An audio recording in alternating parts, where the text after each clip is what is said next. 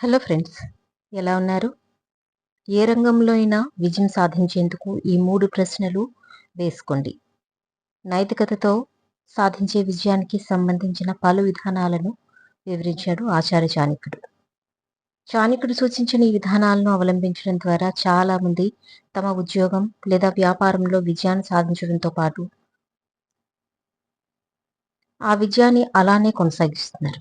జీవితంలో విజయం సాధించాలంటే ముందుగా ఎవరికి వారు మొదట తమలో తాము ఈ 3 ప్రశ్నలు వేసుకోవాలని చాణక్యుడు చెప్పాడు. మొదటి ప్రశ్న ఏమిటంటే, నేను ఈ పనిని ఎందుకు చేస్తున్నాను?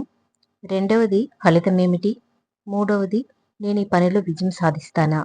అనే ఈ 3 ప్రశ్నలకు సరైన సమాధానాలు వచ్చినప్పుడు మాత్రమే ఆ పనిని ప్రారంభించాలని చాణక్యుడు చెప్పాడు.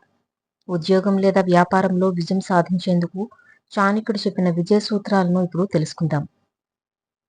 అందులో ముందుగా ఒకటి, చాణక్యనీతి ప్రకారం ఏ పనిలోనైనా విజయం సాధించాలంటే మీరు చేయబోయే పని గురించి అందరికీ చెప్పకూడదు.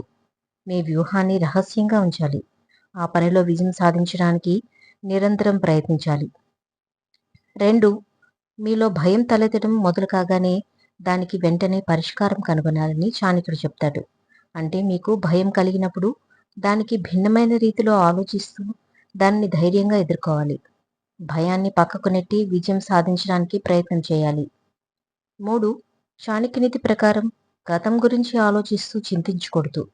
అలాగే భవిష్యత్తు పర్యవసానాల గురించి అధికంగా ఆలోచించి ఆందోళన చెందకూడదు. జ్ఞాని వర్తమానంలో మాత్రమే ధ్యానం చేస్తాడు. ఇలా వ్యవహరించే వ్యక్తి భవిష్యత్తు దానంతట అదే బాగుపడుతుంది. 4, స్వార్థం లేకుండా ఎవ్వరూ మీకు స్నేహితునిగా మెలగరని చాణక్యుడు చెప్తాడు. అందుకే స్నేహితుల విషయంలో అనునిత్యం జాగ్రత్తగా ఉండాలి.